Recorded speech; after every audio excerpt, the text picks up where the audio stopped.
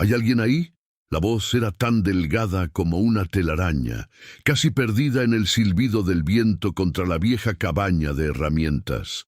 Elías Ferrer, un respetado cirujano, detuvo su Mercedes-Benz al costado de la carretera rural, el motor un murmullo caro en el silencio del campo. Había visto un destello de movimiento dentro de la estructura decrépita y se acercó con cautela, sus zapatos italianos crujiendo sobre la grava.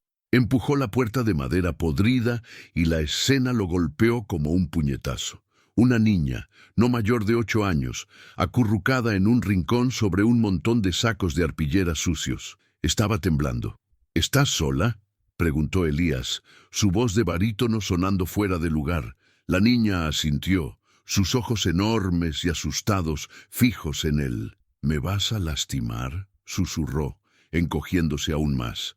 Elías sintió una punzada en el pecho, un eco de una pérdida que nunca lo abandonaba.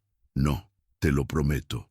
Vine a ayudar. Ella lo observó por un largo momento, su pequeña mandíbula apretada, con una determinación impropia de su edad.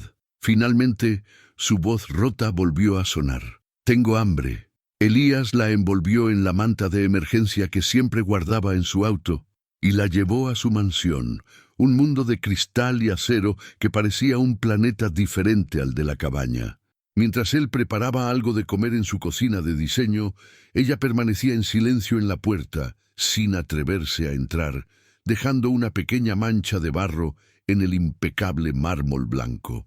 «¿Puedes sentarte aquí?», le dijo Elías suavemente, señalando un taburete de diseño. Ella negó con la cabeza, sus ojos fijos en sus zapatillas rotas. «Voy a ensuciar». Sus palabras eran un susurro. Él suspiró, el olor a sopa caliente llenando el aire. Dejó un plato humeante en la encimera, lejos de los muebles caros. «Entonces come aquí, no me importa». La niña, a quien luego sabría que se llamaba Luna, se acercó con pasos vacilantes y devoró la sopa con una velocidad que le rompió el corazón. No dijo una palabra hasta que el plato estuvo vacío. Luego levantó la vista, sus ojos encontrando los de él con una seriedad abrumadora. «¿Por qué eres bueno conmigo?», preguntó. La pregunta era una daga. Elías no tenía respuesta. Después de un baño caliente y vestida con una camiseta vieja de Elías que le llegaba a las rodillas, Luna parecía una persona diferente, aunque más pequeña y frágil, sin las capas de suciedad. El agua había revelado moretones en sus brazos, marcas de dedos que contaban una historia de violencia que Elías conocía demasiado bien desde la sala de emergencias. Mientras él aplicaba una pomada con manos de cirujano, ella no se quejó. Simplemente observaba sus movimientos con una atención intensa. «¿Quién te hizo esto?», preguntó él, su voz más dura de lo que pretendía, la rabia filtrándose. Luna se encogió de hombros, mirando sus pies descalzos sobre la alfombra persa. «Verónica, mi madrastra, dijo que yo era un problema. Me dejó en esa cabaña para que desapareciera». La frase fue pronunciada con una calma escalofriante, como si relatara el clima. Elías sintió una oleada de furia fría. Miró a la pequeña figura sentada en su lujoso sofá de cuero, una contradicción viviente. «¿Dónde está tu papá?», insistió. Luna negó con la cabeza. «Murió. Ahora solo soy un problema». Esa noche, Elías se sentó en su despacho de caoba, con el teléfono en la mano, el número de emergencias brillando en la pantalla.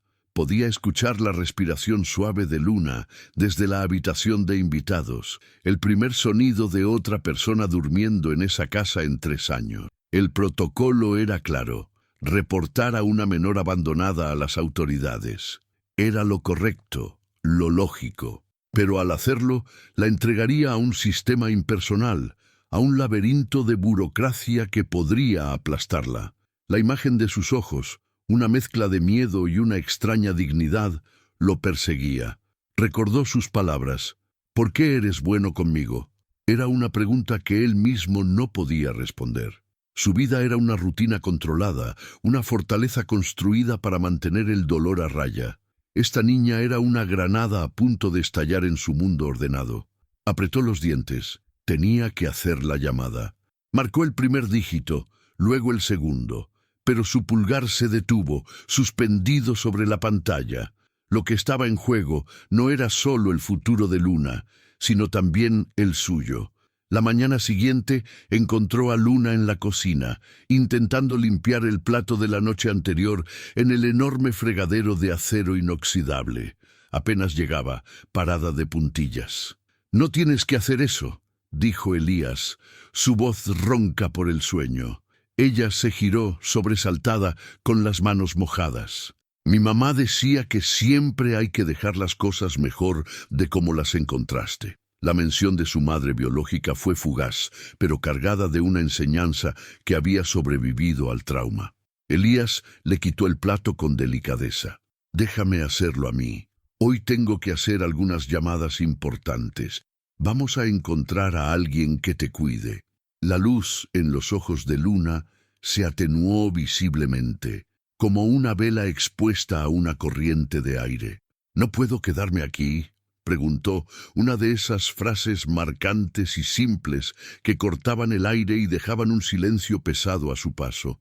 Elías sintió que el suelo se movía bajo sus pies. «Es complicado, Luna. Hay reglas». Ella asintió, aceptando la respuesta del adulto sin entenderla del todo. Los adultos siempre dicen que es complicado. Mientras Elías finalmente hacía la llamada a servicios sociales esa misma mañana, una parte de él deseaba desesperadamente poder decir que sí, poder romper todas las reglas. Marta, la asistente social, era una mujer de unos 50 años con ojos cansados pero agudos. Llegó esa misma tarde, su auto modesto, una mancha de normalidad frente a la imponente fachada de la casa de Elías. Examinó el entorno con una expresión indescifrable mientras él le explicaba la situación, omitiendo su propia vacilación. Luna se mantuvo cerca de él, su pequeña mano agarrando un pliegue de su pantalón.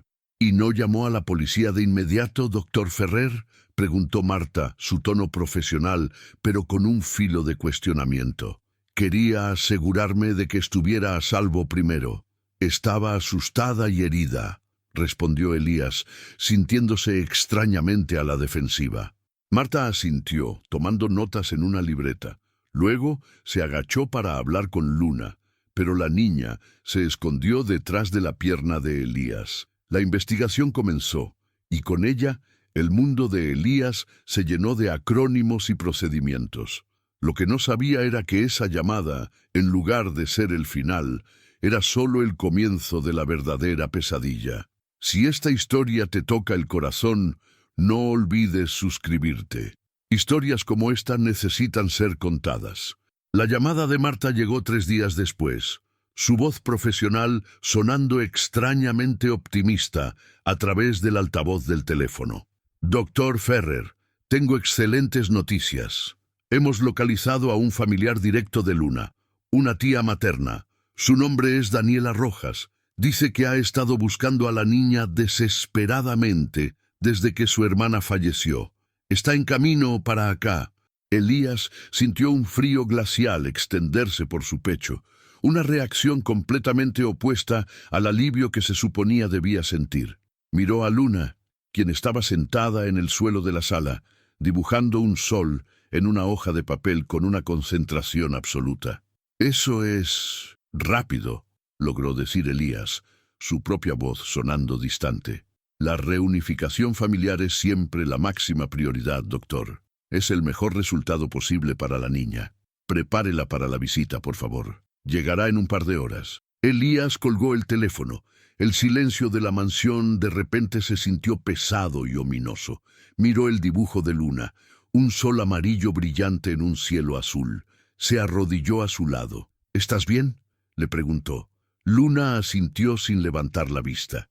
«Estoy dibujando un día feliz».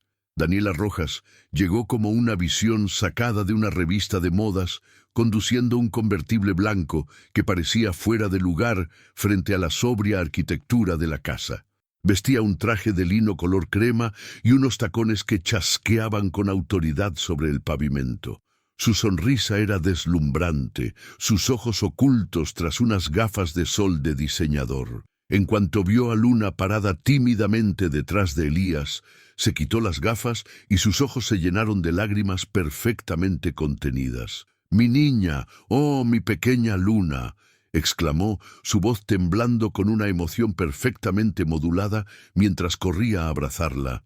«Pensé que te había perdido para siempre». Luna se quedó completamente rígida en sus brazos, sus pequeños hombros tensos como alambres, su rostro inexpresivo y pálido. No devolvió el abrazo. Elías observó la escena, una sensación de profunda desconfianza formándose en la boca de su estómago. Era una actuación impecable, pero se sentía exactamente así. Una actuación. La niña no reaccionaba. Era una muñeca de trapo en los brazos de una extraña que lloraba lágrimas de cocodrilo. Daniela finalmente soltó a Luna y se volvió hacia Elías, extendiendo una mano con una manicura perfecta. «Doctor Ferrer, no tengo palabras para agradecerle lo que ha hecho. Es usted un verdadero héroe. Soy Daniela, la hermana de Sofía, la madre de Luna. He estado moviendo cielo y tierra para encontrarla». Su voz era cálida y agradecida, pero sus ojos, ahora sin las gafas, eran fríos y calculadores. La examinaban a él, a la casa, a todo, con una rapidez depredadora. «Hice lo que cualquiera habría hecho», respondió Elías, su tono más formal de lo que pretendía. «No, no cualquiera. Usted la salvó. Estaré eternamente en deuda. Por favor, dígame, ¿cómo la encontró? ¿Estaba muy asustada?» Hacía todas las preguntas correctas, mostraba toda la preocupación adecuada. Pero Elías no podía quitarse de encima la imagen de la espalda rígida de Luna durante el abrazo. Mientras Daniela hablaba, su mirada se desvió por un instante hacia el interior de la casa, evaluando el vestíbulo de mármol y la escalera de caracol. Fue un vistazo fugaz, pero lo dijo todo. La primera reunión oficial tuvo lugar en el estudio de Elías, con Marta, la trabajadora social, mediando. Daniela llegó con un portafolio lleno de documentos, mostrando pruebas de parentesco, estabilidad financiera y un plan detallado para el futuro de Luna. «Ya la he inscrito provisionalmente en la Academia Brighton, la mejor escuela de la ciudad, y he preparado su antigua habitación en mi casa. Está llena de todos los juguetes que le encantaban», explicó con una sonrisa radiante. Marta asentía impresionada. «¿Y qué hay de su trabajo, señora Rojas?», preguntó Elías, tratando de encontrar una grieta en la fachada. «Soy consultora de arte independiente, lo que me da un horario muy flexible. Puedo dedicarle a Luna todo el tiempo que necesite.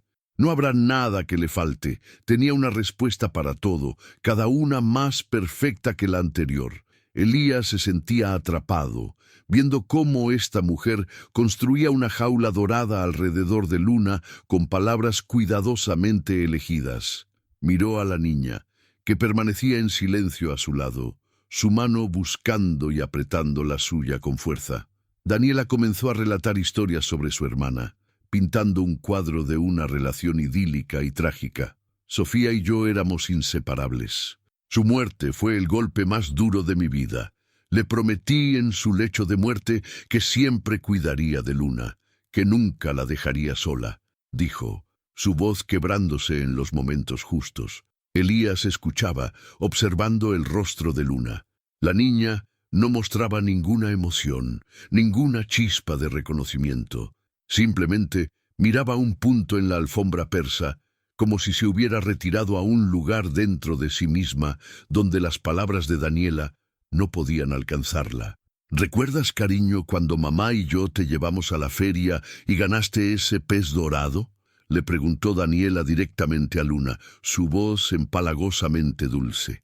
Luna levantó la vista por primera vez, sus ojos serios y claros. «A mi mamá no le gustaban las ferias. Decía que había demasiado ruido.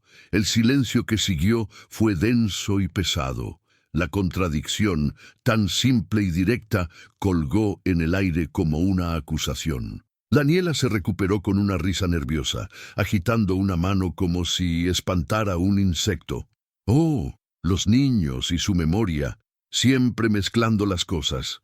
Seguramente fue conmigo entonces. Tuvimos tantos días felices juntas, pero la grieta en su perfecta armadura ya era visible para Elías. Continuó con su historia, hablando de la búsqueda frenética después de la muerte del padre de Luna y la desaparición de la madrastra.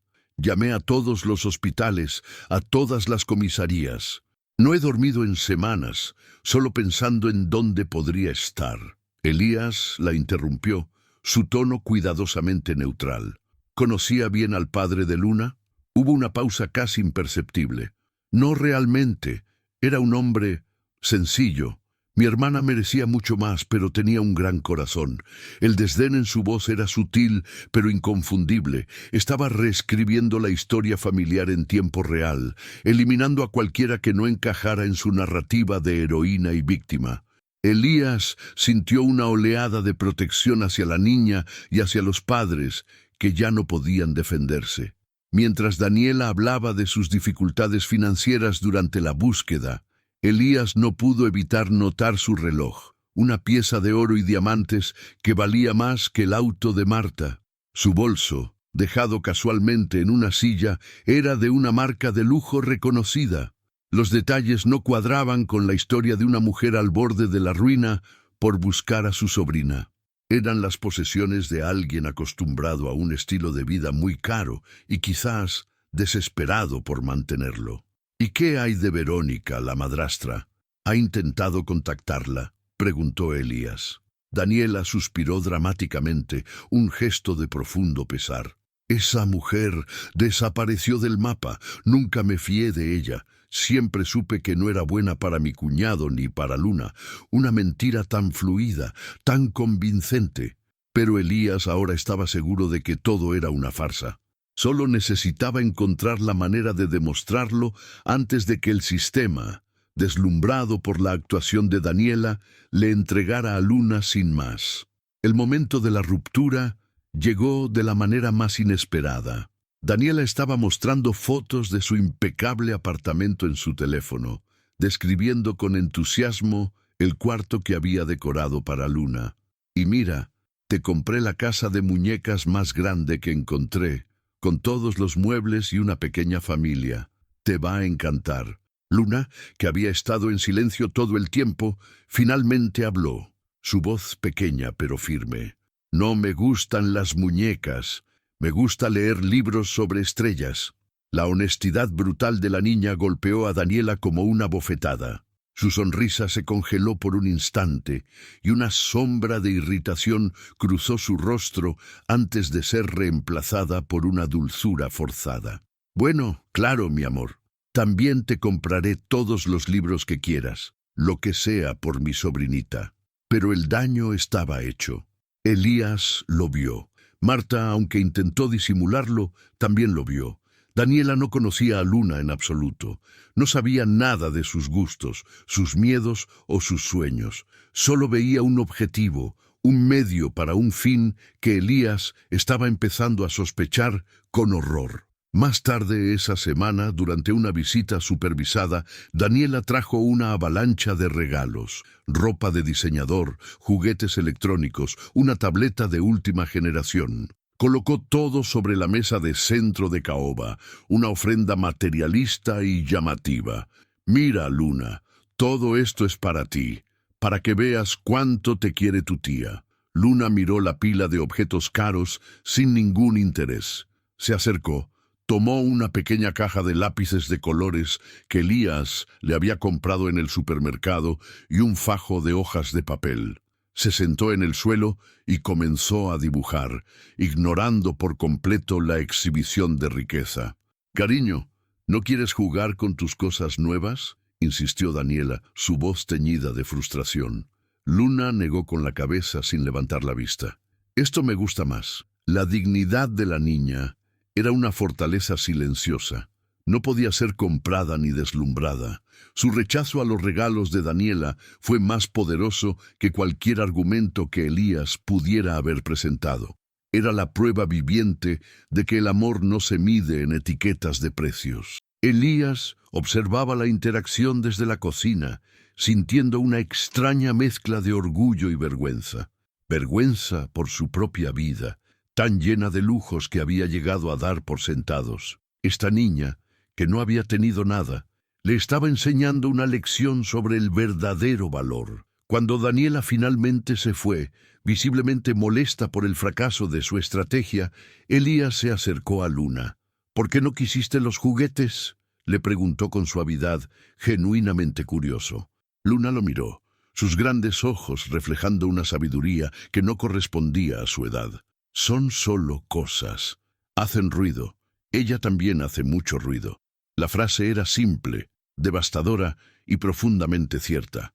Daniela era ruido, un ruido fuerte y discordante, en el silencioso mundo que él y Luna habían comenzado a construir. Elías se dio cuenta de que su lucha por proteger a Luna no era solo por su bienestar físico, sino también por su paz, por su derecho a un silencio sanador.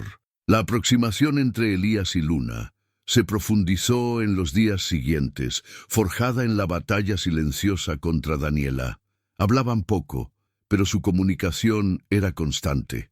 Se entendían a través de gestos, de miradas compartidas, de la forma en que ella se acurrucaba a su lado en el sofá mientras él leía informes médicos por la noche. Una tarde, mientras preparaban la cena juntos, Luna pelaba zanahorias con un pelador de seguridad. «¿Por qué ella dice que era la mejor amiga de mi mamá?», preguntó de repente sin preámbulos. Elías detuvo lo que estaba haciendo. «No lo sé, Luna. A veces los adultos dicen cosas que no son del todo ciertas para conseguir lo que quieren». «¿Y qué quiere ella?», volvió a preguntar. Elías la miró, debatiéndose sobre cuánto podía decirle. «Creo que quiere cuidarte», dijo, eligiendo sus palabras con cuidado. Luna dejó el pelador y lo miró fijamente. «No, ella no me quiere a mí. Quiere algo más». La certeza en su voz infantil le heló la sangre a Elías. Fue durante la siguiente visita de Daniela que la primera pieza del rompecabezas cayó en su lugar. Mientras Marta estaba en el baño, el teléfono de Daniela sonó. Ella contestó en voz baja, girándose hacia la ventana. «Sí, te dije que te llamaría más tarde». «No, todavía no lo tengo.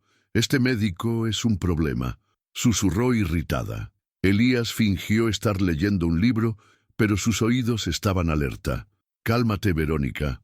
Todo va según el plan. Tendrás tu parte en cuanto el juez me dé la custodia». El nombre Verónica resonó en la mente de Elías como un disparo. La madrastra, la mujer que había abandonado a Luna en una cabaña, Daniela, la tía amorosa, estaba en contacto directo con ella. Daniela colgó abruptamente al ver que Marta regresaba. Forzó una sonrisa. «¿Todo bien?», preguntó Elías, su voz peligrosamente tranquila. «Sí, solo trabajo. Ya sabes cómo es». Pero Elías ya no veía a una tía preocupada. Veía a una conspiradora, a una criminal, y sabía que el peligro para Luna era mucho mayor de lo que jamás había imaginado. Esa noche, después de que Luna se durmiera, Elías no pudo descansar. La conversación telefónica se repetía en su mente. La conexión entre Daniela y Verónica lo cambiaba todo. Esto ya no era una simple batalla de custodia. Era algo mucho más siniestro. Se sentó en la oscuridad de su estudio, el rostro de Luna en su mente. Recordó su fragilidad en la cabaña, sus moretones, su hambre, y pensó en la crueldad calculada de dos mujeres que la usaban como un peón en un juego de codicia. La rabia que sintió era fría y afilada. Ya no se trataba solo de proteger a una niña, se trataba de hacer justicia. Se levantó y caminó hasta la habitación de Luna, abriendo la puerta con cuidado. Ella dormía pacíficamente, una de sus manos aferrada a un libro sobre planetas. En ese momento, Elías hizo una promesa silenciosa. No le importaba el dinero, el tiempo o el riesgo. Destaparía la verdad, derribaría a Daniela y a cualquiera que estuviera con ella. No iba a fallarle a esa niña. Al día siguiente, intentó hablar con Luna con la mayor delicadeza posible. Se sentaron en el jardín trasero, observando a las mariposas. «Luna, ¿recuerdas a Verónica? ¿Alguna vez la oíste hablar con alguien por teléfono?», preguntó tratando de que sonara casual. Luna se tensó, sus hombros subiendo hacia sus orejas. Asintió lentamente. «¿Recuerdas con quién hablaba?», insistió Elías. Los ojos de la niña se llenaron de un miedo que él no había visto desde el primer día. Miró a su alrededor, como si temiera que alguien los estuviera escuchando. Hablaba con la mujer de la voz bonita, la que vino ayer. Verónica le dijo que yo era un problema y que tenía que desaparecer. Dijo que la mujer bonita le pagaría mucho dinero si yo desaparecía. La confesión fue un susurro, cargada de un terror que le rompió el corazón a Elías. Era la confirmación que necesitaba, directamente de la única testigo inocente. El plan era diabólico en su simplicidad. Elías sintió que el mundo se inclinaba bajo sus pies. La magnitud de la conspiración era abrumadora. Una tía y una madrastra conspirando para deshacerse de una niña y reclamar su herencia. Miró a Luna, que ahora temblaba ligeramente. La abrazó con fuerza. «Ya estás a salvo. No voy a dejar que nadie te haga daño nunca más. Lo prometo», dijo, su voz ronca por la emoción. Pero la pregunta clave seguía en el aire. Una pieza crucial que no encajaba. Se apartó un poco para poder mirarla a los ojos. Su tono era suave, casi un susurro, para no asustarla más. «Luna, ¿cómo sabía tu tía Daniela que estabas en esa cabaña para ir a buscarte?». Los ojos de Luna se abrieron de par en par, una mezcla de confusión y pánico. Abrió la boca para responder, pero luego la cerró de golpe. Negó con la cabeza vigorosamente, las lágrimas comenzando a brotar. «No lo sé», susurró, apartando la mirada y negándose a decir una palabra más. Se había topado con un muro de miedo, un secreto que ella era demasiado joven para comprender, pero demasiado aterrorizada para revelar. El muro de miedo con el que Elías se había topado lo dejó inquieto durante días. Sabía que Luna ocultaba algo, no por malicia, sino por un terror profundamente arraigado. Decidió dejar el tema por un tiempo, enfocándose en crear una rutina segura para ella. Una tarde, mientras ordenaba la habitación de invitados, donde Luna ahora dormía, recogió la pequeña pila de ropa sucia con la que había llegado. Estaba a punto de tirarla a la basura. Era inservible, pero algo lo detuvo. La pequeña chaqueta de mezclilla, raída y descolorida, parecía demasiado personal para desecharla sin más. Pasó los dedos por la tela gastada y sintió un pequeño bulto en el forro interior, cerca del bolsillo. Con curiosidad, rasgó con cuidado la costura y sacó un trozo de papel doblado en un cuadrado diminuto y apretado. «¿Qué tienes aquí, pequeña?», murmuró para sí mismo, su voz un eco en la silenciosa habitación. Desdobló el papel con la delicadeza de un cirujano, revelando un dibujo hecho con crayones. El dibujo era claramente obra de un niño. Mostraba a 3 figuras tomadas de la mano bajo un sol amarillo brillante, un hombre alto, una mujer con el pelo largo y una niña pequeña en el medio. Debajo, con letras torpes, ponía papá, mamá y yo. Elías sonrió con tristeza, el corazón encogido por la inocencia perdida capturada en el papel. Pero entonces su mirada se agudizó. Detrás del feliz trío familiar, casi escondida en el borde del papel, había una cuarta figura. Era una mujer alta y delgada, dibujada enteramente en crayón negro, sin rostro, como una sombra que se cernía sobre ellos. Un escalofrío recorrió la espalda de Elías. Le dio la vuelta al papel. En el reverso había unas pocas líneas escritas con una letra elegante pero temblorosa, descolorida por el tiempo y el roce. Sus ojos escanearon las palabras y su respiración se detuvo en su garganta. El dibujo no era solo un recuerdo, era una advertencia. Con manos temblorosas, acercó el papel a la luz de la lámpara para leer mejor. La tinta estaba borrosa en algunos puntos, pero el mensaje era inequívoco. «Mi querida Luna», comenzaba, «si estás leyendo esto, es porque ya no estoy contigo. Quiero que sepas que te amo más que a las estrellas en el cielo. Elías tragó saliva, sintiendo que estaba invadiendo un momento sagrado entre una madre y su hija. Continuó leyendo. Hay algo que debes saber. Mi hermana, tu tía Daniela, no es la persona que parece. La codicia ha envenenado su corazón. Nunca, bajo ninguna circunstancia, confíes en ella. Elías tuvo que sentarse en el borde de la cama, el papel arrugándose en su puño. Era la prueba que necesitaba, la pieza que faltaba. ¿Cómo es posible?, susurró al aire, la pregunta resonando en el lujoso silencio de la habitación. La madre de Luna lo sabía. Había intentado proteger a su hija desde más allá de la tumba. La carta continuaba. Cada palabra era un golpe más. Ella siempre envidió a tu padre, siempre quiso lo que teníamos. Si algo me sucede, buscará la manera de llegar a ti, pero no será por amor. Será por el dinero que tu padre te dejó para protegerte. Elías sintió una oleada de furia helada. La premeditación, la crueldad de Daniela era peor de lo que había imaginado. No era una oportunista, era una depredadora que había estado esperando su momento. Sus ojos saltaron a la última línea de la carta, una frase que lo cambió todo. No estarás sola. Tu padre se aseguró de eso. Busca a tu tío, mi hermano Ricardo. Él te protegerá. Su nombre es Ricardo Solís. Un tío, un hermano de la madre de Luna, del que nadie, ni siquiera los servicios sociales, había hablado. Daniela lo había ocultado deliberadamente, eliminando al único familiar que podría haberla desafiado. Ricardo Solís, dijo Elías en voz alta, probando el nombre, sintiendo su peso. Se levantó y comenzó a caminar por la habitación, la mente acelerada. Esto no era solo una batalla de custodia, era una conspiración familiar que se extendía por años, arraigada en la envidia y la codicia. El abandono de Luna por parte de Verónica no fue un acto aislado de una madrastra cruel. Fue un movimiento calculado en el tablero de ajedrez de Daniela. Necesitaba hablar con Luna, pero ¿cómo? ¿Cómo mostrarle a una niña de 8 años una carta que confirmaba que su tía era un monstruo y que su madre estaba muerta y asustada? Se pasó una mano por el pelo, sintiendo el peso de la responsabilidad aplastándolo. Esto es demasiado para ella, se dijo a sí mismo, su voz tensa.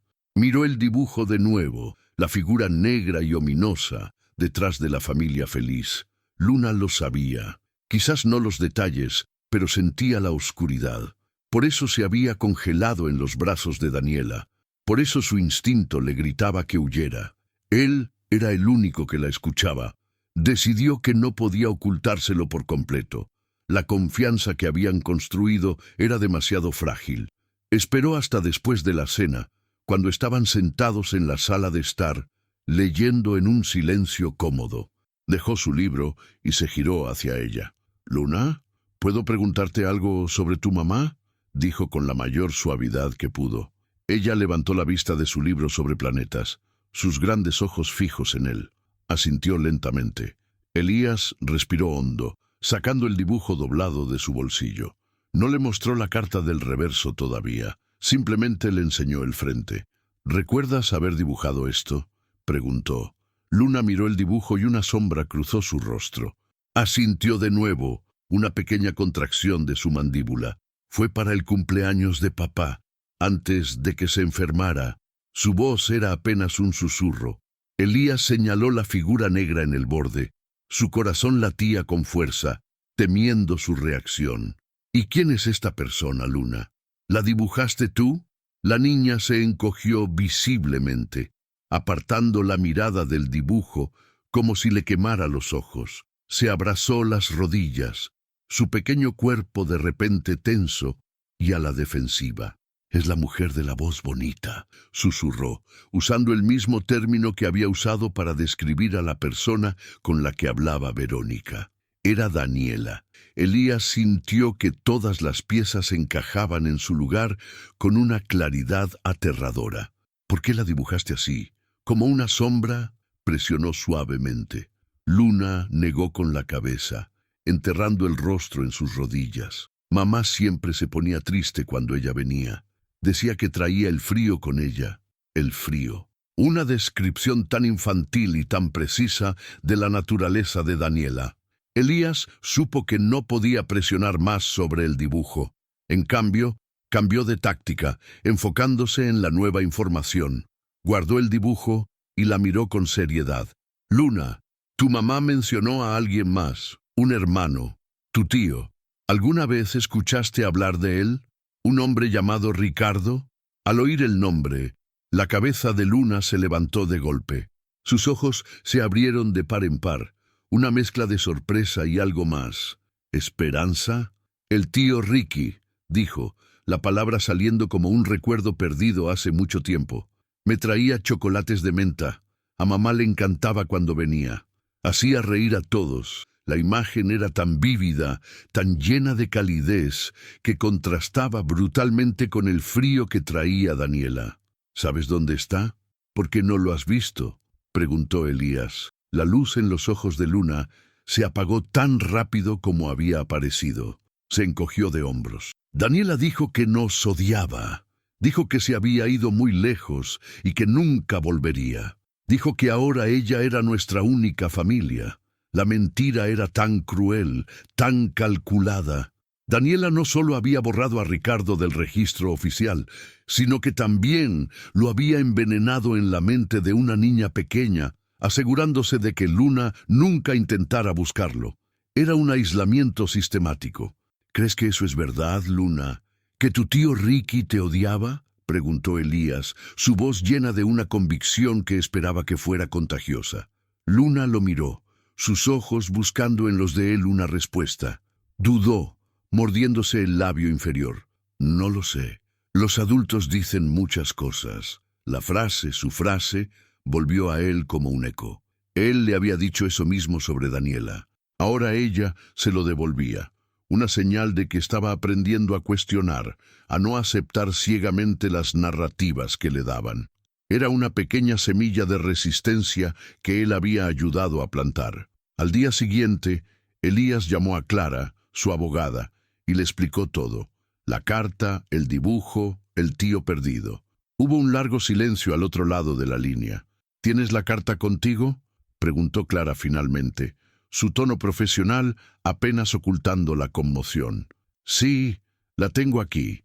Es la letra de su madre, sin duda. Es una advertencia directa contra su propia hermana. Clara soltó un silbido bajo. Esto cambia las reglas del juego, Elías. Esto no es solo una prueba circunstancial de motivación financiera. Esto es una prueba de carácter, de un patrón de engaño a largo plazo.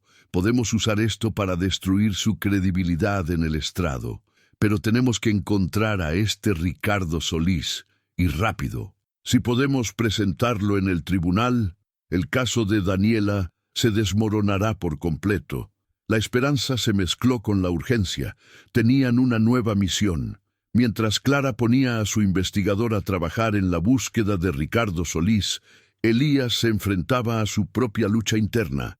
La carta lo había cambiado. La súplica de una madre moribunda por proteger a su hija resonaba con su propia pérdida. Recordó las últimas semanas con su esposa, el miedo en sus ojos, la desesperación por el tiempo que se les escapaba. Por primera vez en 3 años, se permitió sentir la profundidad de su propio dolor, no como una debilidad, sino como un puente hacia la niña que ahora dependía de él. ¿Por qué estás tan callado hoy?, le preguntó Luna esa tarde, mientras regaban las plantas del jardín. Él la miró, sorprendido por su percepción. Estaba pensando en mi esposa, admitió, la confesión saliendo con más facilidad de lo que esperaba. Ella habría sabido exactamente qué hacer en esta situación. Siempre sabía qué hacer. Luna dejó su pequeña regadera y se acercó a él. Puso su mano en su brazo, un gesto de consuelo sorprendentemente maduro. ¿Ella también te protegería?, preguntó. La pregunta simple y directa lo golpeó con la fuerza de una ola. Se dio cuenta de que al proteger a Luna, también se estaba protegiendo a sí mismo. Estaba protegiendo la parte de él que todavía podía sentir, que todavía podía amar. Estaba honrando la memoria de su esposa de una manera que nunca había podido hacer con su trabajo o su dinero. Sí, Luna, dijo, su voz quebrándose ligeramente. Ella me estaría protegiendo ahora mismo, a través de ti. La conexión entre ellos se solidificó en ese momento. Ya no era la de un rescatador y una víctima, sino la de dos almas heridas que se curaban mutuamente. La resistencia interna de Elías comenzó a desmoronarse. La vida ordenada y controlada que había construido, la fortaleza emocional que lo mantenía a salvo, de repente parecía una prisión. Miró a su alrededor, a su casa enorme y vacía, y la vio por primera vez a través de los ojos de Luna. Un lugar solitario que necesitaba risas, dibujos en el refrigerador y el sonido de pequeños pies corriendo por los pasillos. ¿Te gusta esta casa?, le preguntó, una pregunta cargada de significado. Luna miró hacia la imponente estructura de cristal y acero. Es muy grande y muy silenciosa, pero me gusta cuando estás tú. La respuesta lo ancló. No era la casa, ni el dinero, ni el estatus. Era la presencia, era la conexión. Se dio cuenta de que había estado resistiéndose a la idea de que Luna se quedara permanentemente, no por las reglas o las complicaciones, sino por miedo. Miedo de volver a perder a alguien. Esa noche, mientras revisaba sus correos electrónicos, vio uno de Clara con el asunto urgente. Lo abrió con el corazón en un puño. El correo era corto. Lo encontramos. Ricardo Solís vive a 3 horas de aquí. Pero hay un problema, Elías. Un gran problema. Él tiene antecedentes penales. Elías se quedó mirando la pantalla, las palabras borrosas ante sus ojos. Un delincuente. El protector elegido por la madre de Luna era un criminal. Daniela seguramente lo sabía. Seguramente lo usaría en su contra, pintando a su hermano como un monstruo para reforzar su propia imagen de santa. Por un momento, la desesperación amenazó con ahogarlo. Parecía que cada vez que daban un paso adelante, encontraban un obstáculo aún mayor. ¿Qué hacemos ahora?, murmuró frotándose los ojos cansados. La respuesta era incierta. El camino a seguir estaba lleno de nuevos peligros. Se levantó y fue a la habitación de Luna. Estaba dormida, con el libro sobre Saturno abierto sobre su pecho. La observó respirar, la imagen de la paz en medio del caos que se arremolinaba a su alrededor. La carta de su madre estaba sobre la mesita de noche, donde Elías la había dejado. La tomó y la leyó de nuevo, buscando alguna pista, alguna esperanza que pudiera haber pasado por alto.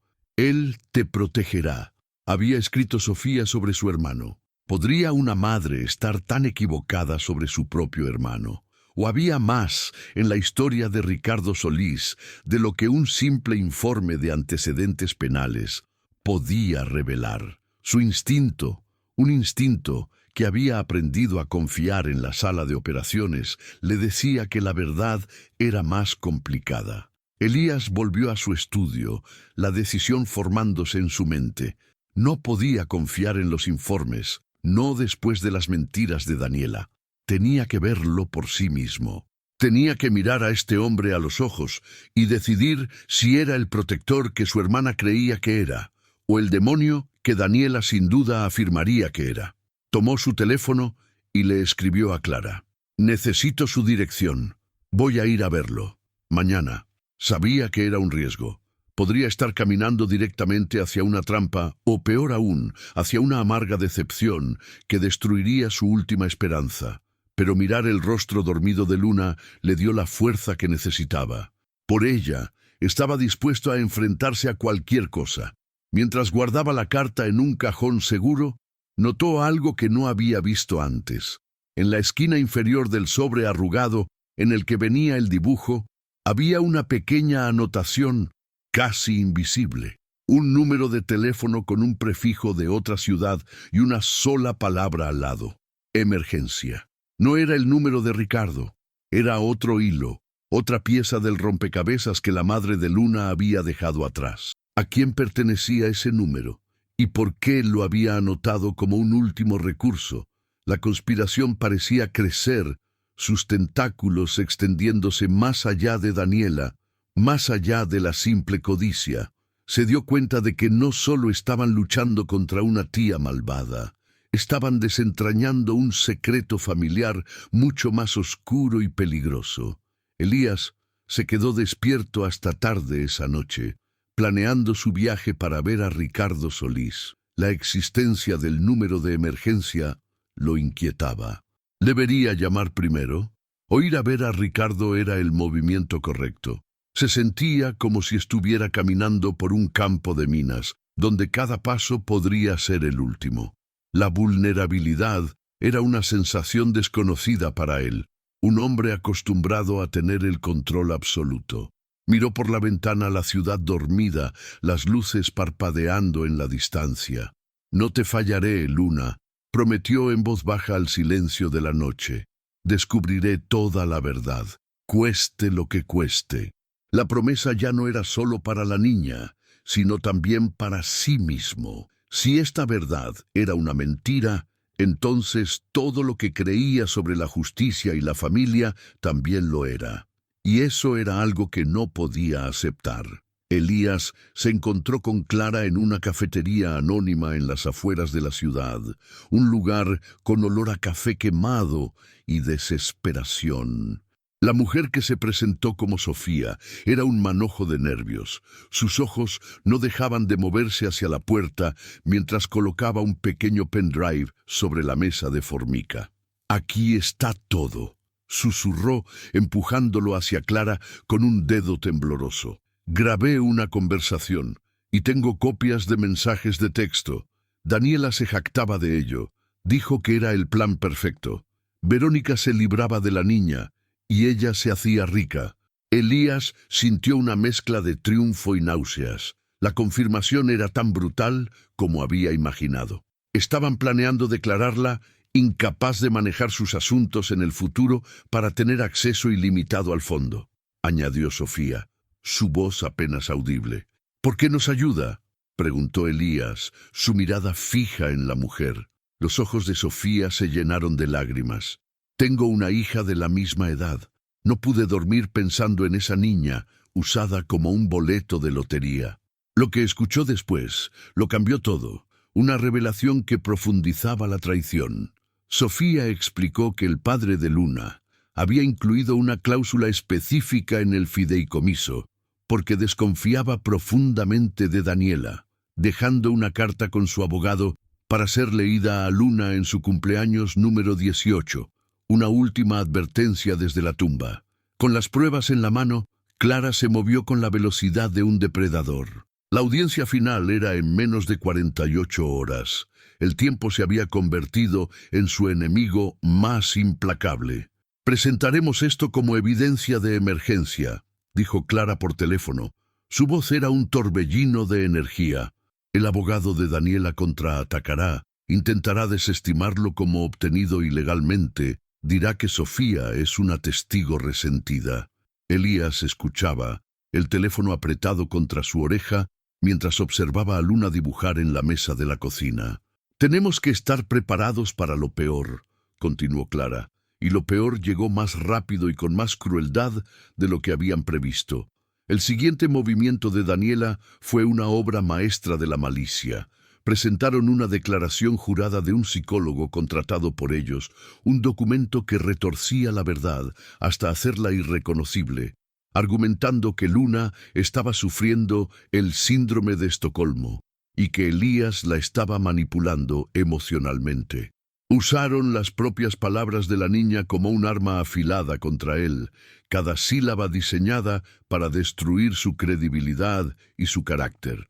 Clara le leyó el extracto más venenoso del documento por teléfono, su voz llena de un desprecio gélido que apenas ocultaba su furia profesional. La niña se refiere al doctor Ferrer como su papá por engaño, una clara señal de confusión y manipulación por parte de un adulto en una posición de poder y riqueza. El doctor Ferrer está creando una dependencia emocional para satisfacer sus propias necesidades narcisistas. Elías sintió como si le hubieran dado un puñetazo en el estómago, dejándolo sin aire. Se apoyó contra la encimera de mármol, su mundo inclinándose peligrosamente. La frase que había sido un símbolo de su conexión pura y torpe con Luna, ahora era una mancha, una acusación. «Están usando su inocencia contra nosotros», dijo Elías, su voz ronca. «Es lo que hacen, Elías. Van a la yugular. Tenemos que contraatacar con más fuerza. La grabación es nuestra mejor arma, pero necesitamos algo irrefutable, algo que demuestre premeditación más allá de toda duda». La conversación con Sofía no había terminado. Ella había mencionado algo más, una pieza faltante que ahora se sentía como la única llave para cerrar la trampa sobre Daniela. Esa noche, la casa se sentía como una fortaleza sitiada, el silencio pesado, con una tensión palpable. Elías no pudo dormir, la acusación del psicólogo resonando en su mente. Encontró a Luna despierta, sentada en el escalón superior de la escalera, abrazando sus rodillas. «¿Es mi culpa?», preguntó, su vocecita temblando en la penumbra, cortando el aire como un trozo de cristal. «¿Qué cosa, cariño?», preguntó Elías, subiendo lentamente para sentarse a su lado, manteniendo una distancia respetuosa. «Que estés en problemas. Escuché a los abogados por teléfono. Dijeron que te llamo papá». El dolor en el rostro de la niña era una herida abierta, insoportable. Elías se arrodilló frente a ella tomándole las manos frías entre las suyas. «No, Luna, nada de esto es tu culpa. Nunca. Eres lo mejor que me ha pasado en mucho tiempo». La abrazó con fuerza, sintiendo la fragilidad de sus pequeños hombros, y en ese momento una determinación fría y dura se apoderó de él. No importaba el costo, no importaba lo que dijeran o hicieran, no iba a perderla. Se volvió hacia Clara, que estaba de pie en la puerta de su estudio, observándolos en silencio. «Haz lo que tengas que hacer. Usa todo mi dinero, todos mis recursos. No voy a dejar que se la lleven». Su voz era tranquila, pero llena de un acero que ni él mismo sabía que poseía. La batalla ya no era solo por la custodia de Luna. Era una batalla por la definición misma de la familia, por la verdad contra la mentira. Elías sabía que Daniela jugaría su carta más sucia en el tribunal, pero él ahora tenía una misión que trascendía la simple victoria legal. A la mañana siguiente, antes del amanecer, se reunió de nuevo con Sofía. Esta vez la llevó a un lugar seguro, una de sus propiedades vacías. «Sofía, necesito que me digas todo. Mencionaste una carta del padre de Luna y algo sobre un testamento. Clara dice que necesitamos pruebas físicas, no solo tu palabra o una grabación». La mujer temblaba, mirando por encima del hombro, incluso dentro de la habitación segura. Daniela se jactaba de ello una noche. Dijo que su hermana y su cuñado eran unos tontos, que habían dejado un testamento original con un viejo abogado de la familia, uno que se jubiló. Ella lo reemplazó con una falsificación. «¿Dónde está el original? ¿Quién era el abogado?», presionó Elías. Sofía negó con la cabeza. «No lo sé. Solo sé que el bufete se llamaba Hernández y Asociados. Es todo lo que dijo». Elías y Clara pasaron las siguientes horas en una búsqueda frenética. Hernández y Asociados había cerrado hacía más de 5 años. El señor Hernández había fallecido. Parecía un callejón sin salida. «Los archivos deben estar en alguna parte. Un depósito, un servicio de almacenamiento legal», dijo Clara, tecleando furiosamente en su computadora portátil. El tiempo se agotaba. La audiencia era a la mañana siguiente. Finalmente, encontraron una pista. Los archivos del bufete habían sido transferidos a un almacén de documentos legales en el centro de la ciudad. Elías no esperó una orden judicial. Condujo hasta allí, su mente acelerada. Usó su nombre y una considerable suma de dinero en efectivo para convencer al supervisor nocturno de que le permitiera buscar un documento familiar urgente. El lugar era un laberinto de estanterías metálicas que se elevaban hasta el techo, lleno del olor a papel viejo y polvo. «Busca la letra H, cajas del año 2015 al 2017», le instruyó Clara por teléfono. Era como buscar una aguja en un pajar. Durante horas, Elías abrió cajas polvorientas, sus manos cubiertas de suciedad, sus ojos ardiendo por el esfuerzo. Los nombres de extraños pasaban ante él, fragmentos de vidas y disputas olvidadas. Estaba a punto de rendirse cuando vio una caja mal etiquetada, metida detrás de otras. Tenía el nombre del padre de Luna, garabateado en un costado con un marcador descolorido. Su corazón dio un vuelco. Abrió la caja con manos temblorosas. Dentro, debajo de capas de documentos fiscales y contratos antiguos, encontró una carpeta de cuero. La abrió. En el interior había 2 documentos. El primero era un testamento oficial, notariado, que nombraba a Daniela como tutora de Luna y administradora del fideicomiso. Era la falsificación. Debajo había otro documento, un borrador escrito a mano en papel legal amarillo, lleno de tachaduras y notas al margen, pero firmado en la parte inferior por el padre de Luna y 2 testigos. «Clara, lo encontré», dijo Elías al teléfono, su voz apenas un susurro. «¿Qué dice?», preguntó ella, la tensión palpable en su voz. Elías leyó el borrador en voz alta, su voz ganando fuerza con cada palabra. El documento nombraba a la madre de Luna como única heredera y en caso de su fallecimiento, el fideicomiso de Luna sería administrado por un fideicomisario completamente diferente. Ricardo Solís, el hermano de su madre, el tío del que Daniela había dicho que los odiaba. Y bajo ninguna circunstancia mi cuñada, Daniela Rojas, deberá tener acceso o control sobre los fondos de mi hija o su crianza.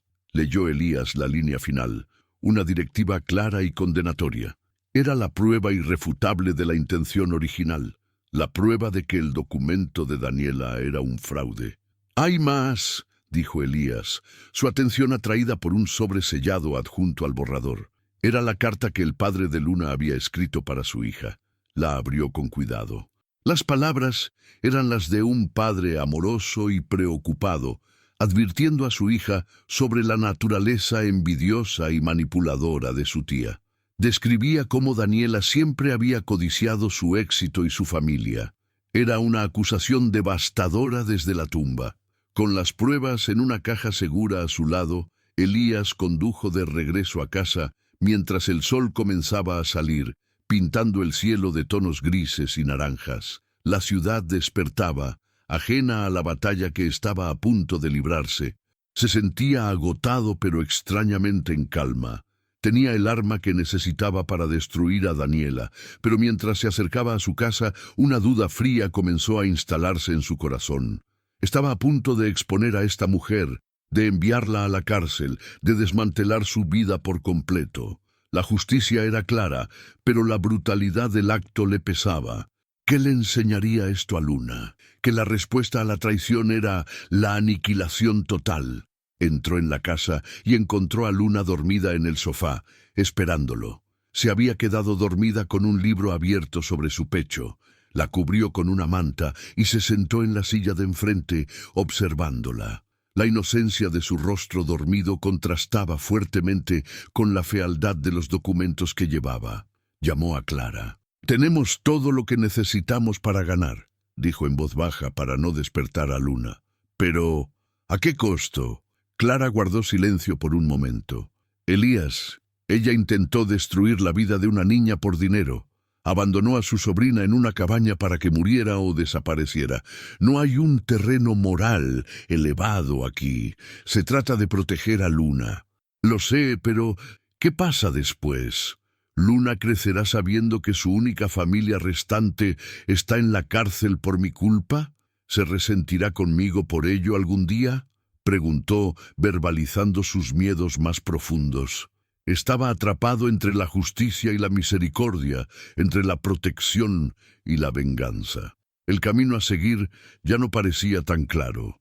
La elección moral era mucho más complicada que una simple victoria en el tribunal.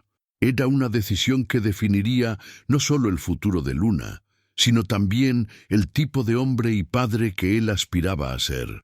Luna se removió en el sofá, murmurando algo en sueños. Abrió los ojos por un instante, Lo vio y le dedicó una pequeña y somnolienta sonrisa antes de volver a dormirse.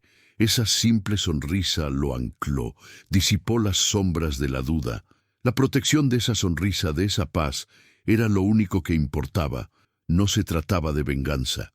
Se trataba de asegurarse de que nadie pudiera volver a hacerle daño. Se trataba de crear un mundo para ella donde la verdad importara y las acciones tuvieran consecuencias. La elección se volvió clara como el cristal. No iba a dudar.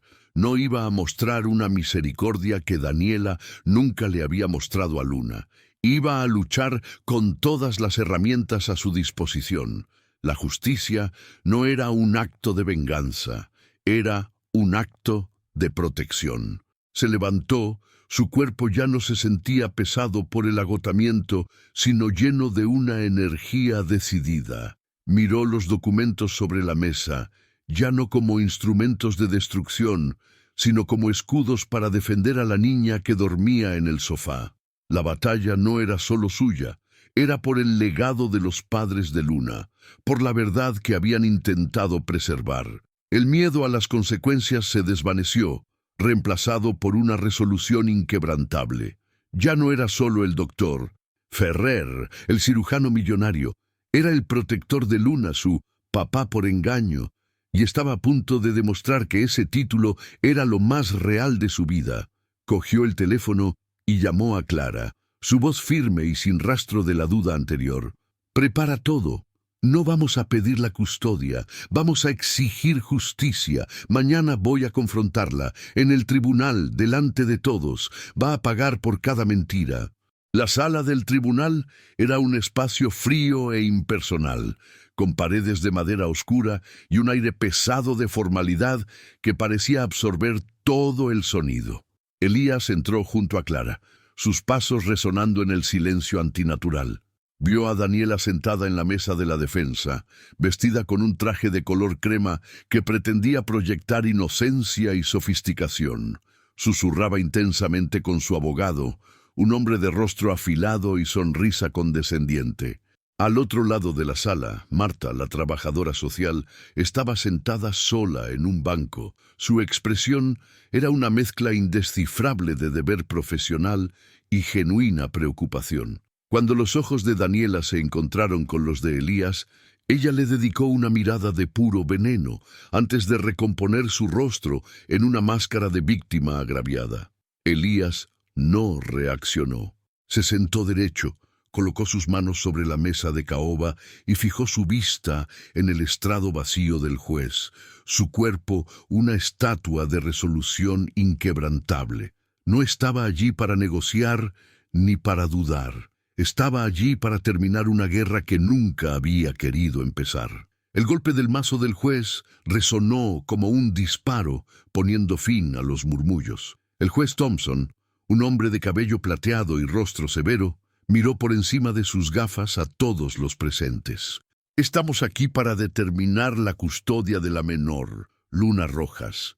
He revisado los informes preliminares y las declaraciones presentadas por ambas partes. Abogado de la demandante puede comenzar». El abogado de Daniela se levantó con una confianza teatral. «Gracias, su señoría. La historia aquí es simple y trágica. Mi clienta, la señora Daniela Rojas, es la única familia que le queda a esta niña. Una tía amorosa que ha sido cruelmente separada de su sobrina por un hombre rico y poderoso, el doctor Elías Ferrer, que busca llenar el vacío de su propia vida solitaria intentando en esencia comprar una hija». Clara permaneció sentada, impasible, mientras Elías sentía una oleada de ira fría. Escuchar la verdad retorcida de esa manera, usada como un arma, era nauseabundo. Sabía que este era su plan, pintarlo a él como el monstruo para que nadie mirara demasiado de cerca a la verdadera depredadora. Daniela fue llamada al estrado. Juró decir la verdad con una mano temblorosa sobre la Biblia.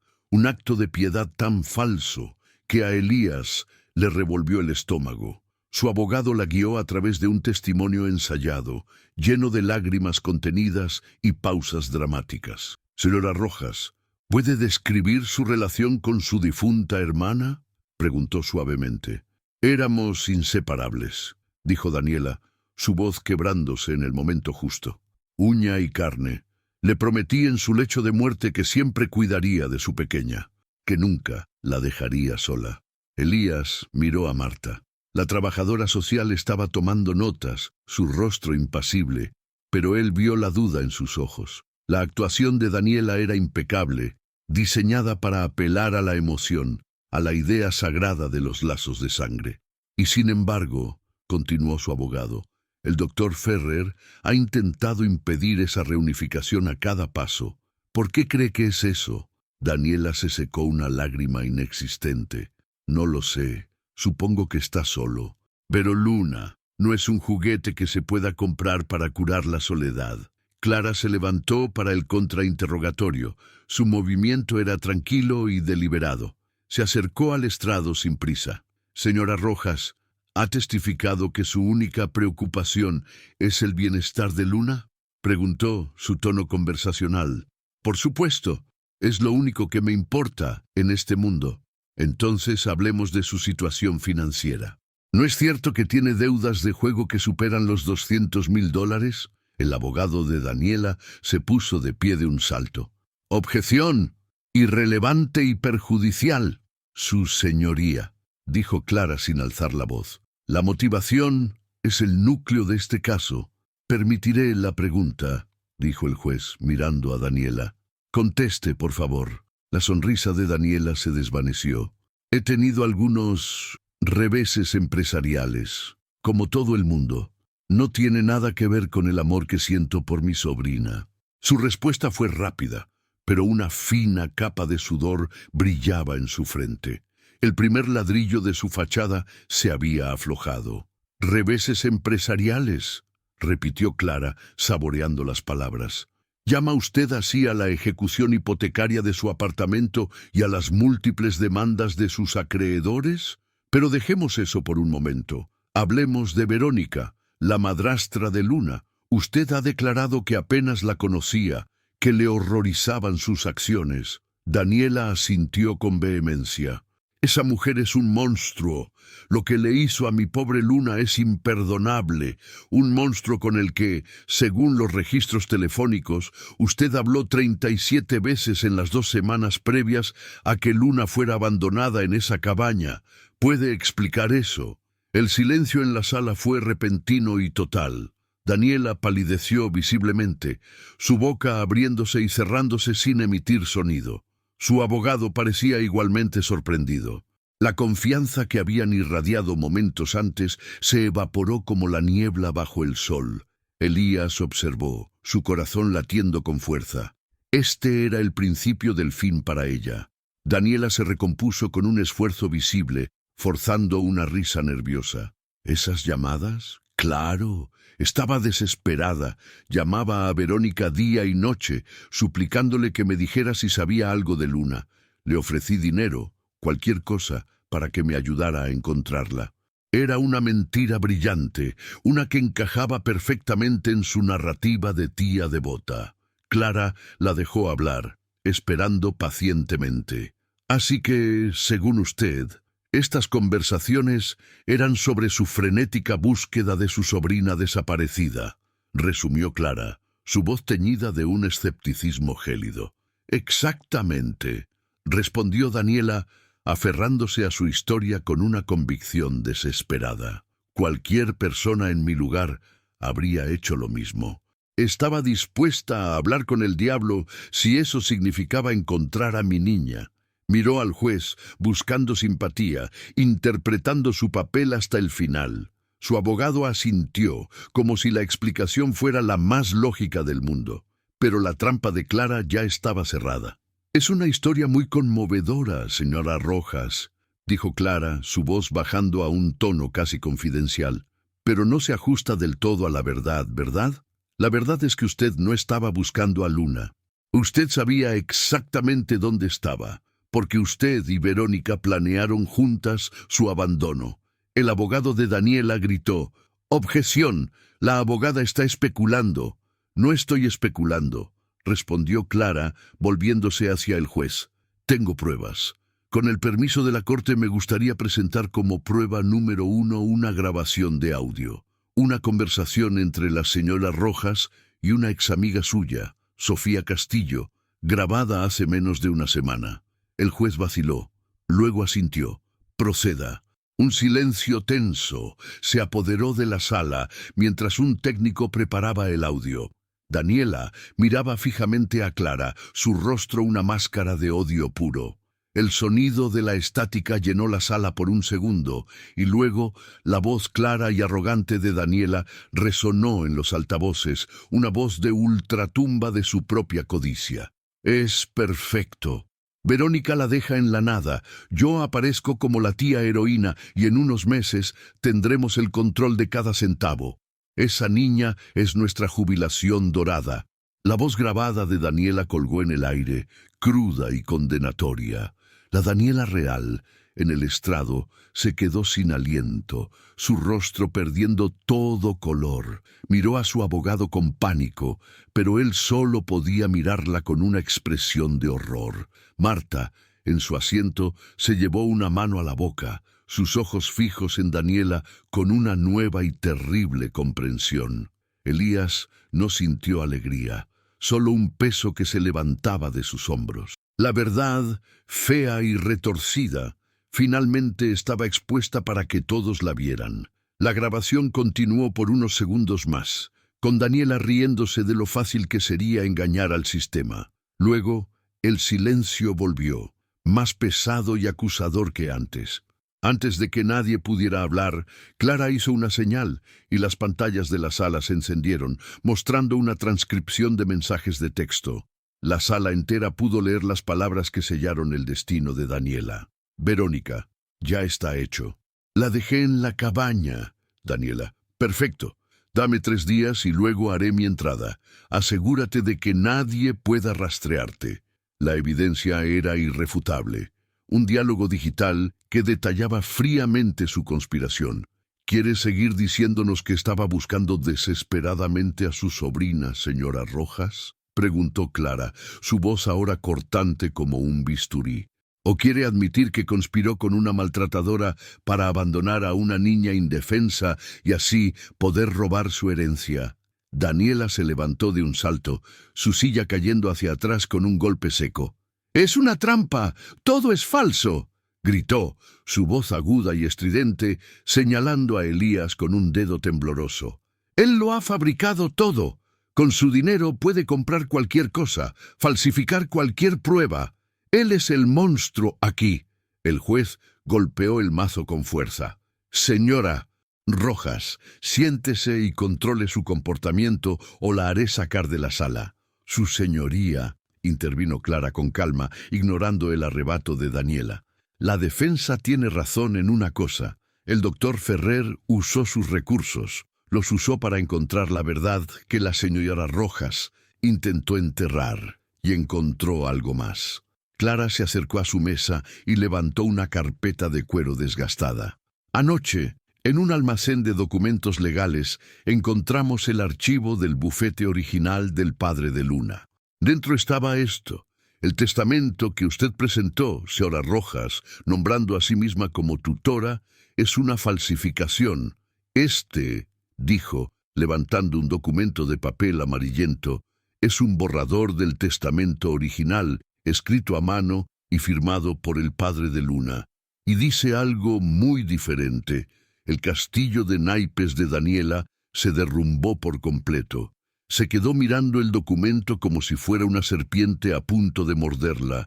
Clara entregó el documento al secretario del tribunal, quien a su vez se lo pasó al juez. El juez Thompson se puso las gafas y leyó el documento en silencio, sus cejas frunciéndose cada vez más.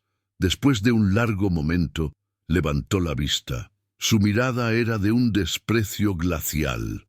Este documento, dijo, su voz resonando con autoridad, nombra explícitamente a Ricardo Solís, el hermano de la difunta señora Rojas, como fideicomisario y tutor de la menor, y contiene una cláusula muy específica. El juez se ajustó las gafas y leyó en voz alta.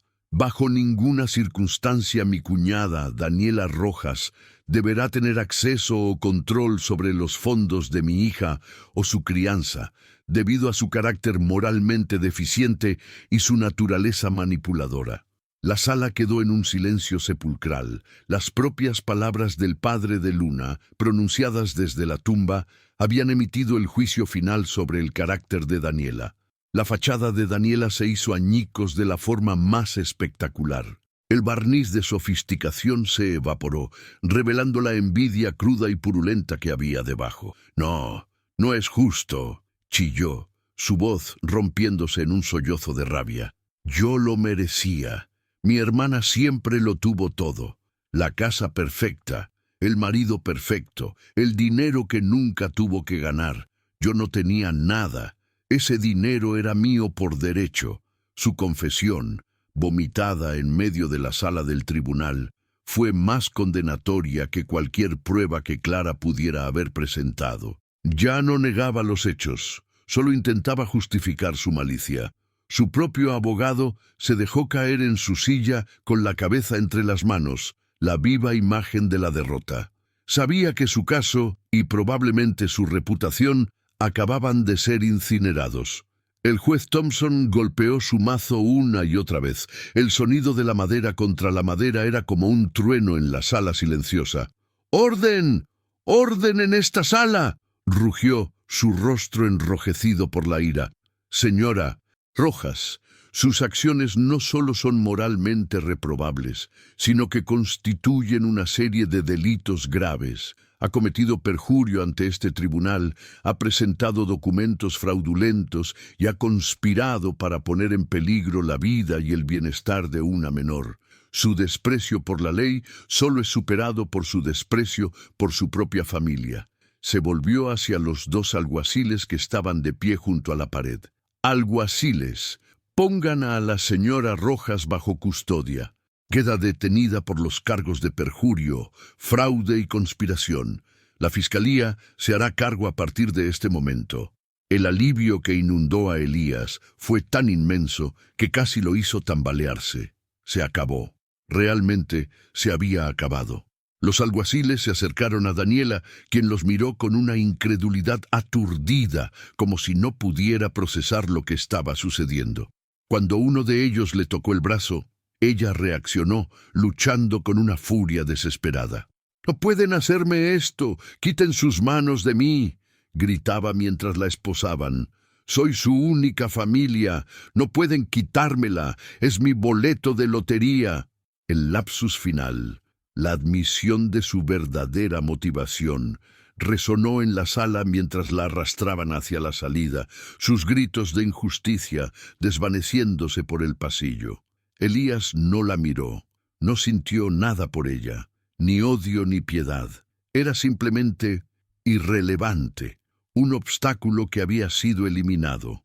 Su universo entero se había reducido a una sola persona, y no estaba en esa sala. El juez se aclaró la garganta, su atención volviendo al asunto que tenía entre manos. Su mirada hacia Elías ya no era de sospecha, sino de un respeto a regañadientes. «Doctor Ferrer, en vista de las circunstancias extraordinarias y de la evidencia presentada, este tribunal anula cualquier derecho parental o de custodia de Daniela Rojas. Se le otorga a usted la custodia temporal de emergencia de la menor, Luna Rojas. Se iniciará de inmediato una evaluación completa para facilitar un proceso de adopción permanente, si ese es su deseo. Hizo lo correcto por esta niña, doctor. A pesar del coste». Elías solo pudo asentir, su garganta demasiado apretada para hablar. «Gracias, su señoría», logró decir finalmente, su voz apenas un susurro. La victoria se sentía extraña, no como un triunfo, sino como el final de una larga y agotadora fiebre. No esperó a que la sala se vaciara. Se levantó, le dio una palmada de agradecimiento en el hombro a Clara y sin mirar atrás salió por la pesada puerta de madera. Caminó por el pasillo de mármol, sus pasos rápidos y decididos, alejándose del veneno y la mentira. Al final del pasillo estaba la pequeña sala de espera donde Marta había estado con Luna. La puerta estaba entreabierta. Vio a Luna sentada en una silla demasiado grande para ella, balanceando las piernas, mirando un libro de dibujos que no estaba viendo realmente. Marta levantó la vista cuando él entró, y una expresión de inmenso alivio cruzó su rostro. Le dio a Elías un pequeño asentimiento de cabeza y discretamente salió de la habitación para darles un momento. Elías se arrodilló frente a la silla, poniendo sus manos sobre las pequeñas rodillas de Luna. Ella levantó la vista, sus enormes ojos serios buscando respuestas en los suyos. «¿Se acabó?», susurró.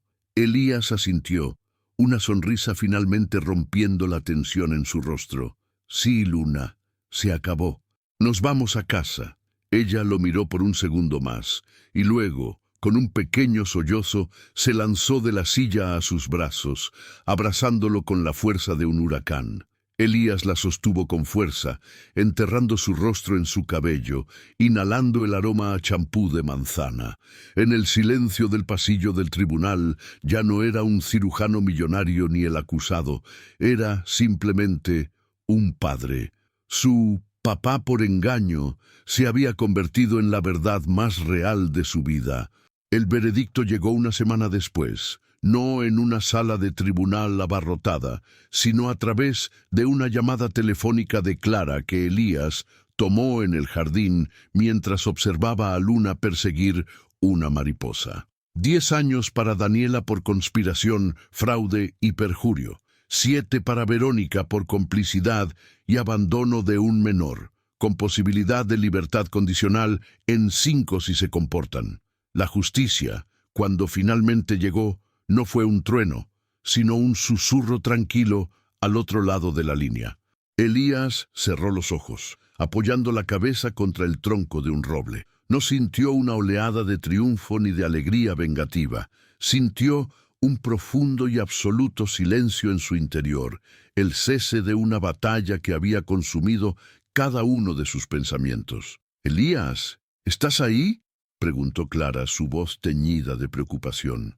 Él abrió los ojos y miró a Luna, que ahora estaba de rodillas en el césped, mirando con fascinación cómo una mariquita caminaba por su dedo. «Sí, estoy aquí, Clara.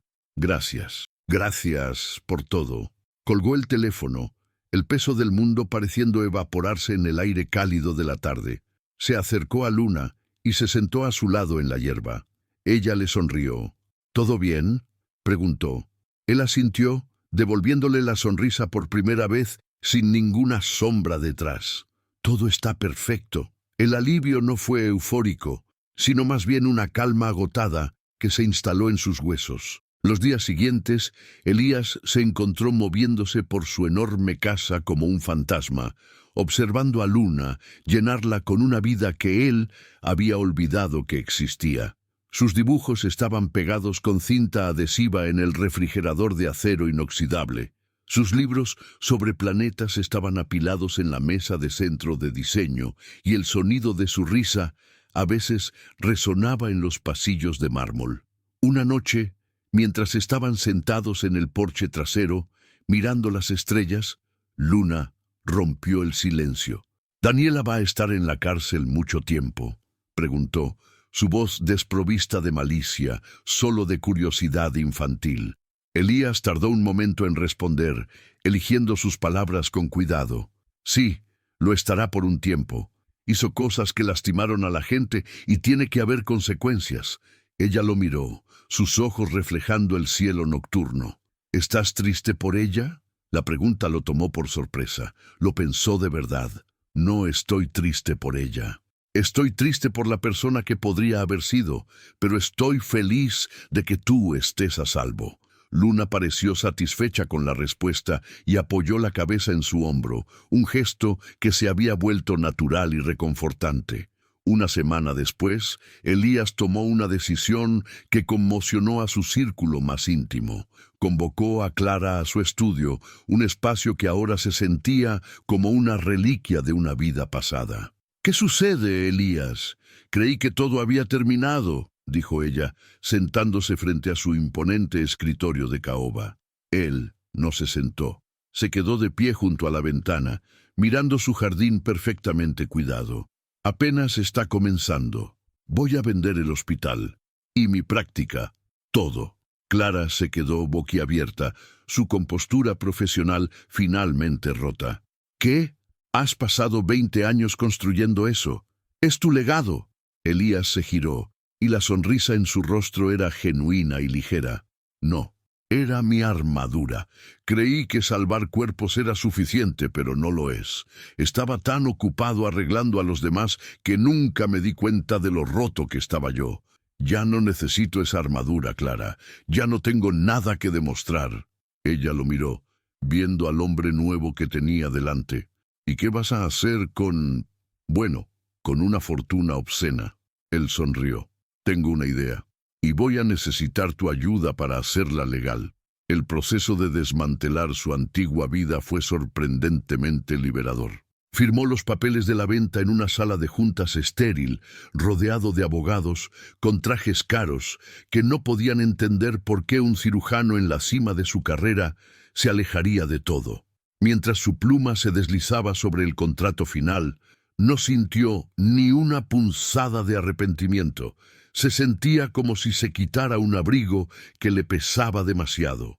¿Estás seguro de esto?, le preguntó por última vez su abogado de negocios, un hombre que había supervisado su crecimiento financiero durante una década. Elías levantó la vista, sus ojos encontrando los del hombre con una claridad tranquila. Nunca he estado más seguro de nada en mi vida. Parte del dinero fue a un fondo de inversión seguro, pero la mayor parte, una cantidad que hizo que los periódicos financieros especularan durante semanas, se destinó a un nuevo propósito. Unos meses más tarde, en un edificio del centro que antes albergaba una firma de corretaje, los trabajadores comenzaron a colgar un nuevo letrero. No llevaba su nombre. El letrero, en letras azules y plateadas, decía simplemente Fundación Alas de Luna. 5 años después, el murmullo constante de la Fundación Alas de Luna era la banda sonora de la vida de Elías.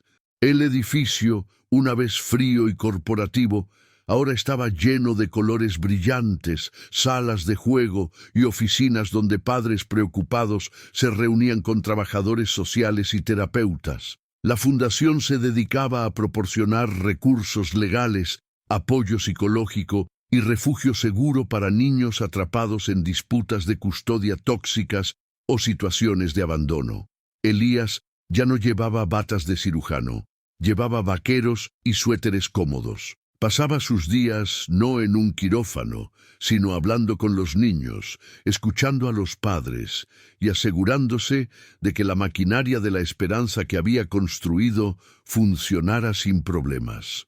Mientras observaba a Mateo, un niño asustado de 7 años que acababa de llegar, dar sus primeros y vacilantes pasos en la sala de arte, Elías sintió una satisfacción más profunda que la que cualquier cirugía exitosa le había dado jamás. Mateo era el niño número 142 al que la fundación había ayudado a encontrar un hogar seguro y permanente.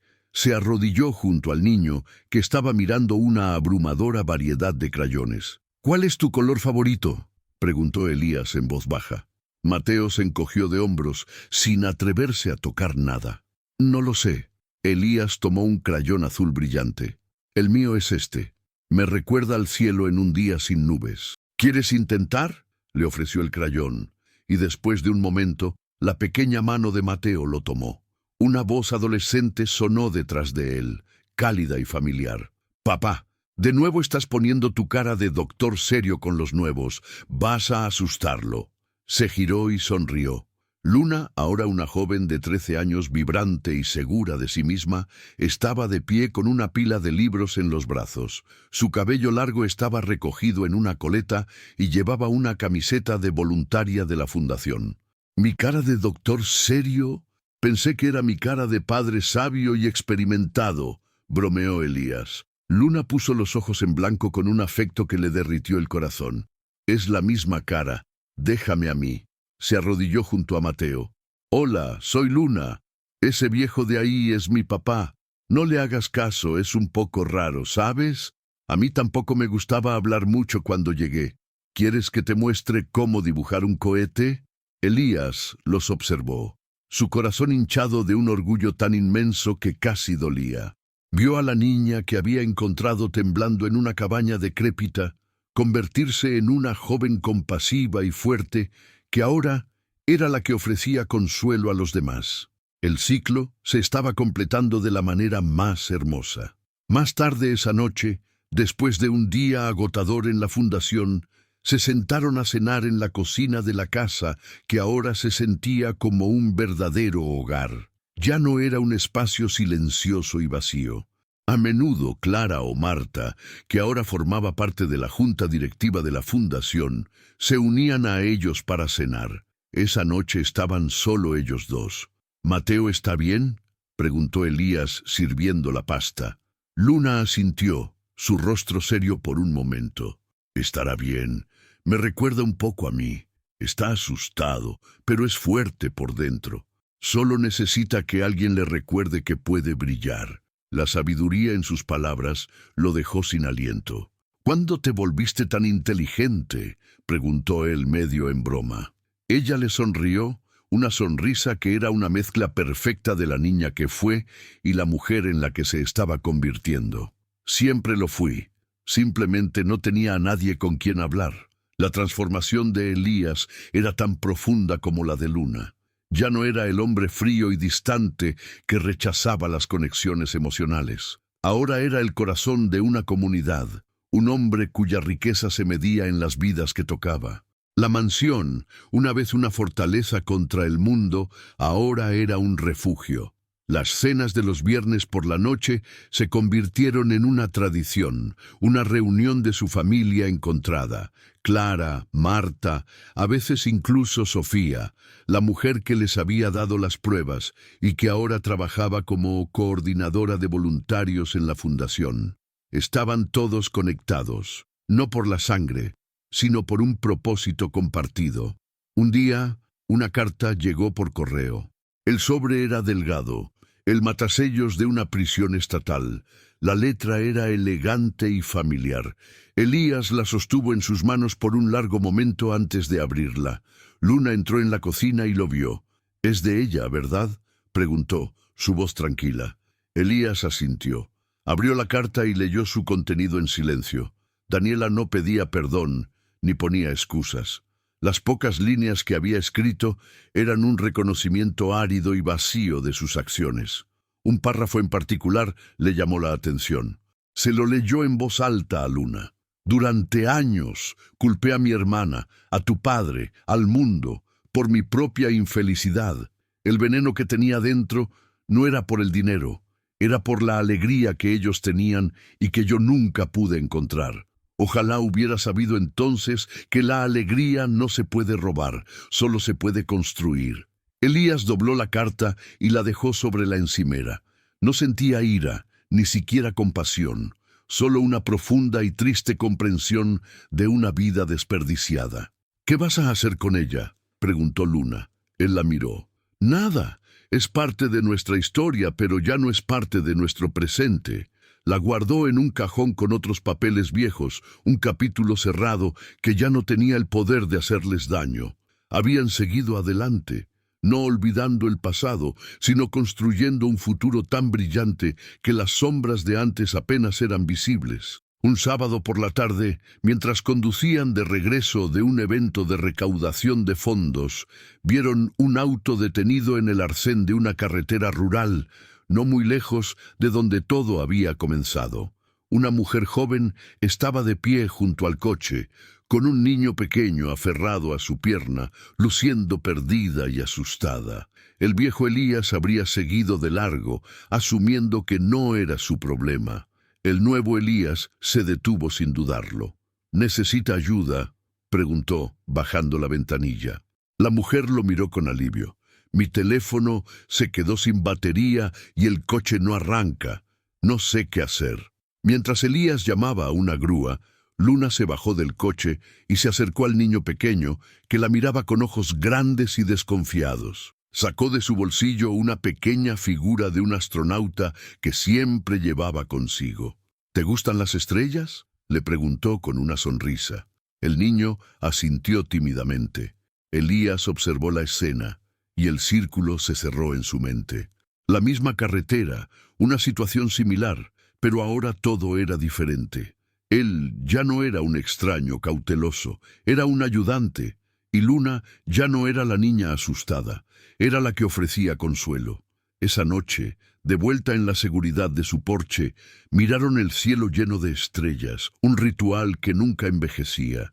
El silencio entre ellos era cómodo, lleno de todo lo que no necesitaba ser dicho. ¿Sabes qué es lo más extraño de todo esto, papá?, preguntó Luna finalmente. ¿Qué, mi amor? Que todo empezó en el peor día de mi vida y me trajo a la mejor vida que podría haber imaginado. Él le pasó un brazo por los hombros, atrayéndola hacia él. Para mí también. Te encontré buscando una dirección para volver a casa y terminé encontrando mi verdadero hogar contigo. Ella apoyó la cabeza en su pecho y se quedaron así, padre e hija. Dos almas que se habían encontrado en la oscuridad y habían caminado juntas hacia una luz inimaginable, una luz que ahora compartían con el mundo. Esta historia nos enseña que el verdadero hogar no es un lugar, sino un propósito, y que las familias más fuertes a menudo son las que elegimos construir desde los escombros. ¿Qué harías tú en la situación de Elías? Si tuvieras que elegir entre la seguridad de tu vida ordenada y el caos de ayudar a un extraño, ¿qué camino tomarías? Déjamelo saber en los comentarios. Si esta historia te emocionó y te hizo creer en las segundas oportunidades, compártela con alguien que necesite escucharla. A veces, todos necesitamos recordar que incluso en la noche más oscura, un solo acto de bondad puede encender una galaxia de esperanza. Y no olvides suscribirte para más historias que llegan directo al corazón. El próximo video te sorprenderá aún más, demostrando que los héroes más grandes rara vez usan capa.